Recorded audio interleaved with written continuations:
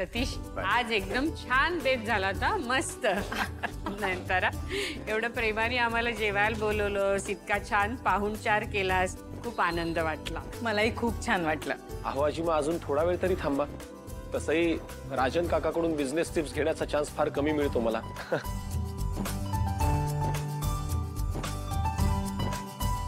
परत केव्हा तरी रोहित. आता बराच उशीर झालाय, हे घरी वाट बघत असतील. हा बरं, आमच्या प्राजूचा बर्थडे आहे. तसं रीतसर साहेबाच्या हातून तुम्हाला इन्व्हिटेशन पाठवेनच, पण आत्ताच सांगते यायचं आहे. नक्की येणार. येऊ नक्की. अच्छा.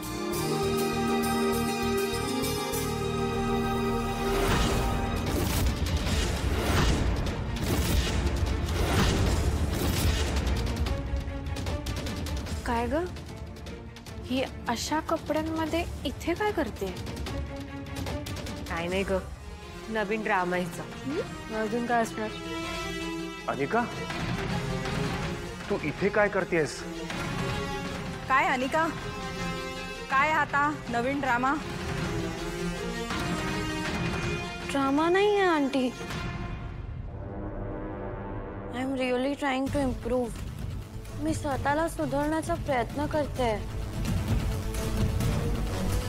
मला माहितीये मी इतके मिस्टेक केले आहेत ना की मी स्वतःलाच ऍक्सेप्ट नाही करू शकत आहे. मला माहिती नाही तुम्ही लोक मला माफ कराल की नाही कराल, पण मला खरंच तुमची माफी हवी आहे. मी ना सुधारण्यासाठी कॉलेजचे जे फाईन आहे ना त्याची फीस पण स्वकमाईने भरते आणि ती भरायला कॉलेजच्या कॅन्टीनमध्ये काम करते ॲज अ वेट्रेस आणि क्लिनिंग पण करते. आंटी, मला ना माझ्या चुकीचा खूप प्राचित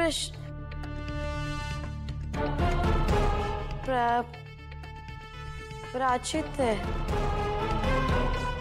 अनिका, त्याला प्रायश्चित्त असं म्हणतात बाळा. ते सॉरी, पण आंटी प्लीज मला माफ करा आणि हा प्रसाद ऍक्सेप्ट करा प्लीज.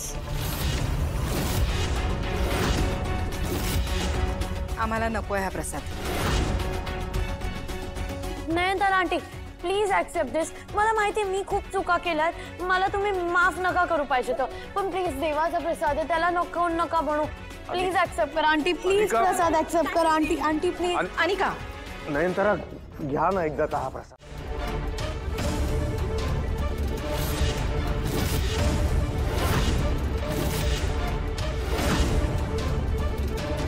अनिका, खरंच हा शिरा तू केलायस? हो, मीच केलाय. येतो. आजी. राधिका, तो प्रसाद चेक केल्याशिवाय खाऊ नका. काय ड्रामा आहे रे हिचा? आंटी, ड्रामा नाही आहे. मला खरंच सुधारायचंय. I am really trying to improve. खरं आहे Anika, you really need to improve. हे काय आहे, तुला हे कळायला हवं. जे लोक तुला चांगलं ओळखतात, निदान त्यांच्या समोर तरी तू खोटं बोलायला नकोस.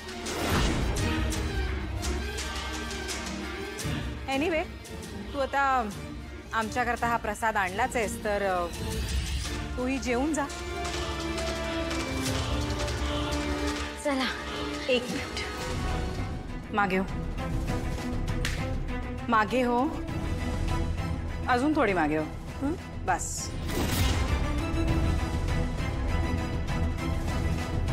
कमळी, हिच्यासाठी ताट घेऊन ये.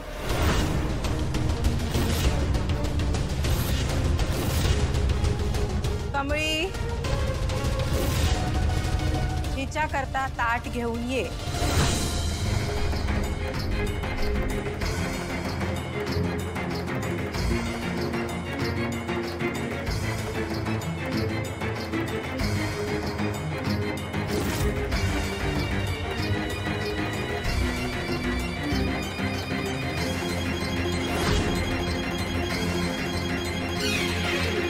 तिच्या हातात ताट दे.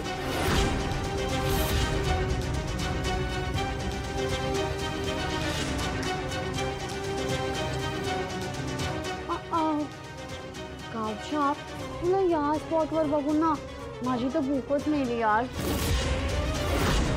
आता कळलं माझ्या घरात तुझी काय जागा आहे ते. मॅडम सॉरी, लहान तोंडी मोठा घास घेतोय, पण असं अन्न कुणाला दारात कमळी, तिच्या हातात ताट दे.